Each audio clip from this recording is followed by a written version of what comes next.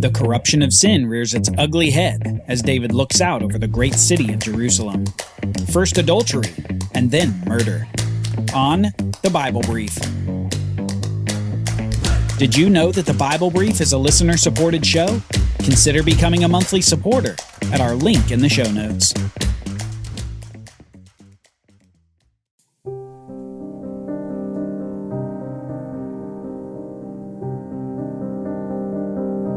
Uriah was carrying the letter penned by the king. He was trekking more than 40 miles back to the siege at Rabbah. He couldn't shake from his mind how odd his interactions with the king had been. David had called him specifically out of all the army to come back to Jerusalem, taking him away from the battle and away from his men. Yet upon Uriah's arrival in Jerusalem, David merely seems interested in small talk. Information David could have gained from someone else. Uriah belonged with his men as one of their leaders. He was one of the 30, one of David's mighty men, and he shouldn't have been removed from the battle against the enemy. Uriah continued to head back to Rabbah and continued thinking. Whatever the mission was, surely it wasn't for that small talk. No, surely it was the letter in his hand. A sealed letter only to be opened by David's trusted commander Joab, delivered by his trusted fighter Uriah. If nothing else, Uriah would complete this apparently important mission. His letter would find the hand of Joab. God was with David. He had experienced months, perhaps years of success as king over Israel. He'd destroyed the strength of Philistia, of Moab and of Edom, along with many other nations in and around the promised land of Canaan. Perhaps the great covenant that God made with David bolstered his resolve to continue the conquest of the land. But certainly the presence of God in battle allowed him to succeed where others had failed. The godly King David had been leading God's nation of Israel, and he looked unstoppable. Yet in this era of seemingly unmitigated blessing upon the whole nation, David makes a big mistake. A great sin that would mark the remainder of his life. It was weeks ago that it happened. An event which would shape David's life forever and lead to this letter being delivered by Uriah. Weeks ago, as the king looked out over the great city of Jerusalem, the city of God and the city of the king. We read this in 2 Samuel chapter 11.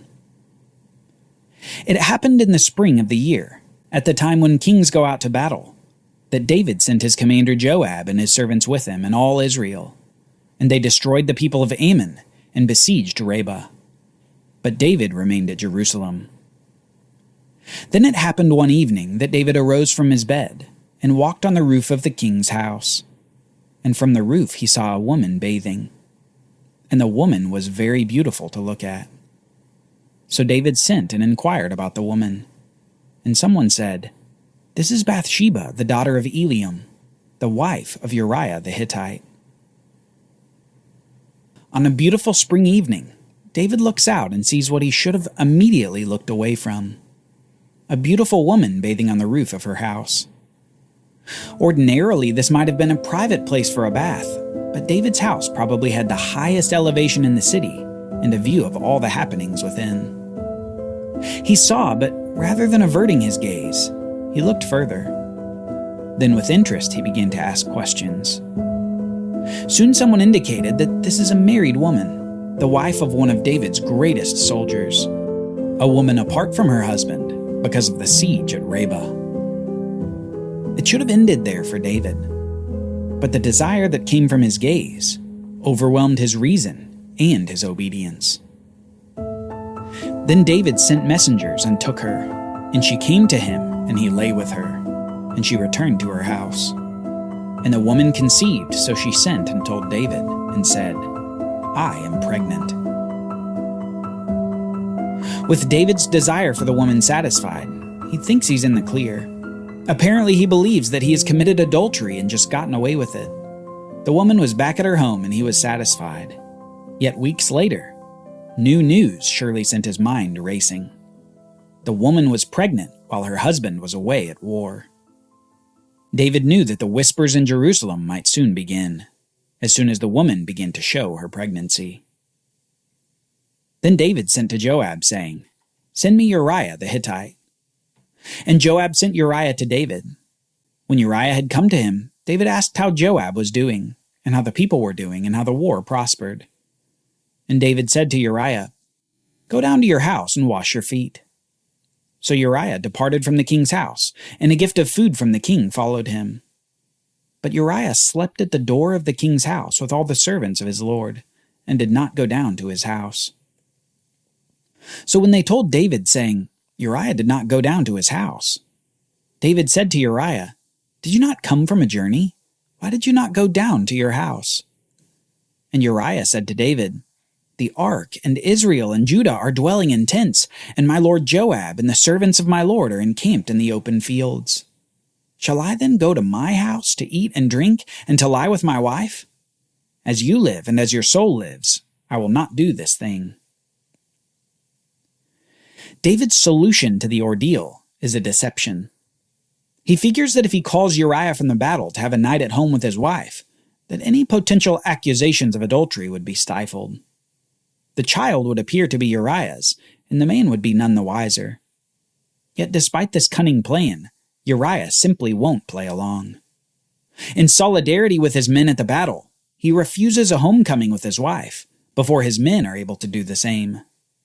Rather than go to his house, he stays near David's. David tries the same thing again the next night, but this time attempts to remove Uriah's objections through the use of alcohol.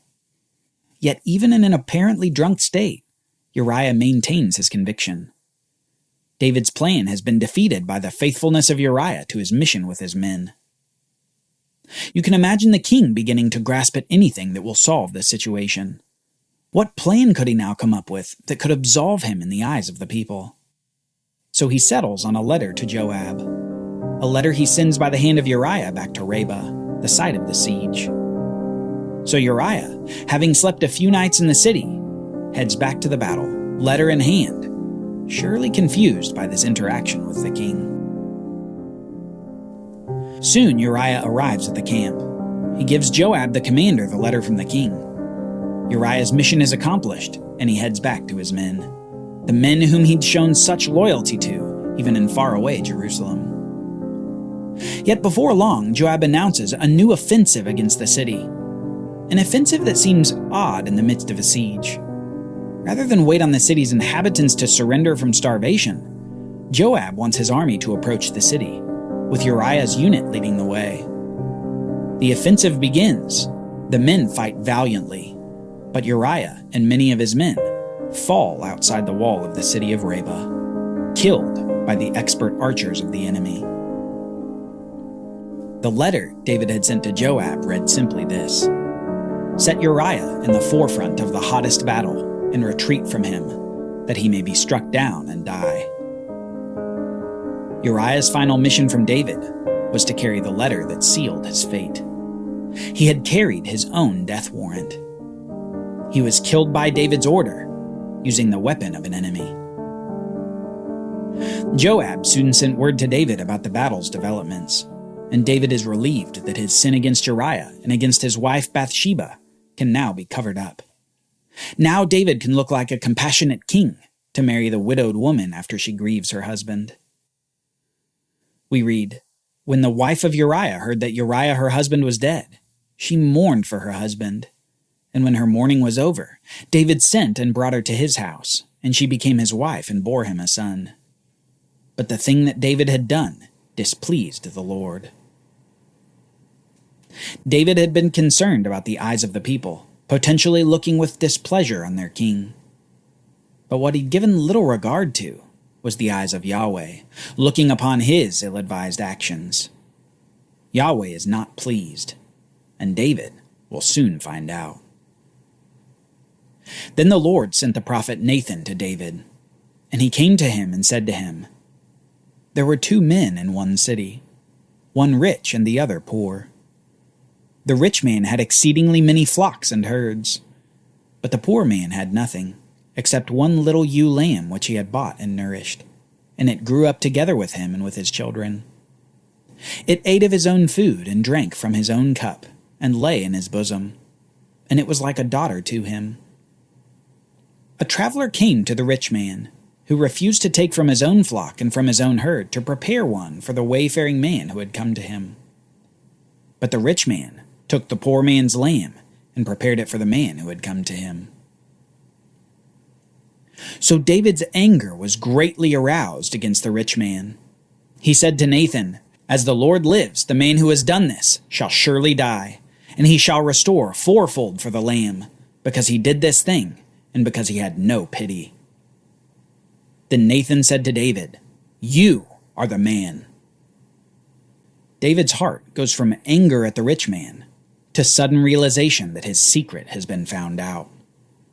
And not only that, but in his anger at the rich man, he's condemned none other than himself. He points the finger at the guilty, and as soon as he does, realizes that he's pointing at a mirror. Here David exhibits something all too common to humanity. We condemn the very sins of others that we commit ourselves. We make excuses for our own behavior, yet angrily judge the transgressions of our neighbor. We minimize our own sins while maximizing the sins of others. Rather than choose humility, we choose pride, and in so doing we condemn ourselves.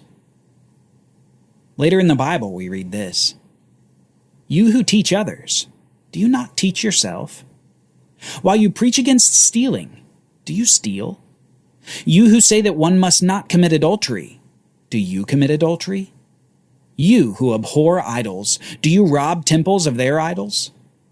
You who boast in the law, dishonor God by breaking the law. For as it is written, the name of God is blasphemed among the nations because of you." David's sense of justice was inflamed by the story from the prophet Nathan about the rich man stealing the poor man's lamb. He knew God's law, and his condemnation fell upon the lawbreaker, a condemnation that he had not considered for himself. David was the lawbreaker, and Yahweh made David see his own sin with this story from Nathan. Next, God tells David of the consequences. "Thus says the Lord God of Israel, I anointed you king over Israel, and I delivered you from the hand of Saul. I gave you your master's house and your master's wives into your keeping, and gave you the house of Israel and Judah. And if that had been too little, I also would have given you much more. Why have you despised the commandment of Yahweh to do evil in his sight? You have killed Uriah the Hittite with the sword. You have taken his wife to be your wife, and have killed him with the sword of the people of Ammon. Now therefore, the sword shall never depart from your house, because you have despised me, and have taken the wife of Uriah to be your wife. Thus says the Lord, Behold, I will raise up adversity against you from your own house, and I will take your wives before your eyes, and give them to your neighbor, and he shall lie with your wives in the sight of this sun. For you did it secretly, but I will do this thing before all Israel, before the sun." Yahweh announces that because David has despised God and sinned against him, that the sword will never depart from the house of David, and that he will raise up an adversary from David from within his house. Further, this adversary will take David's wives and do to them in public what David had done to Uriah's wife in private. David was guilty of murder, and David was guilty of adultery. God was showing him the consequences of his actions. For his part, David doesn't resist the judgment, nor does he try to cast blame, nor does he try to claim innocence. Instead, David simply says to Nathan, "I have sinned against the Lord." A humble and contrite response while he swims in the results of his sins. David deserves death, and he knows it. He knows that he has sinned, and his hiding is over. Nathan continues, "The Lord also has put away your sin. You shall not die.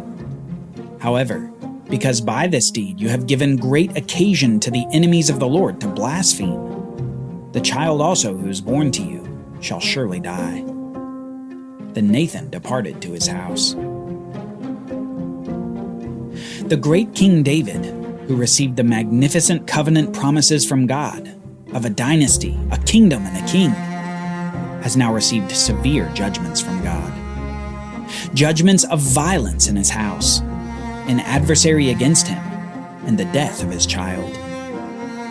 Israel had experienced blessing through her righteous king conquering the land of Canaan. But soon, Israel would be visited by her king's sins. The house of David is about to suffer an earthquake. Son will violate sister. Brother will rise against brother. And David will be cast out of his own house and his own city.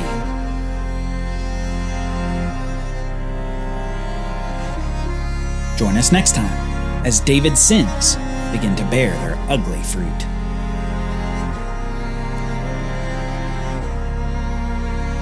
The Bible Brief is brought to you by the Bible Literacy Foundation, dedicated to helping people like you learn the Bible.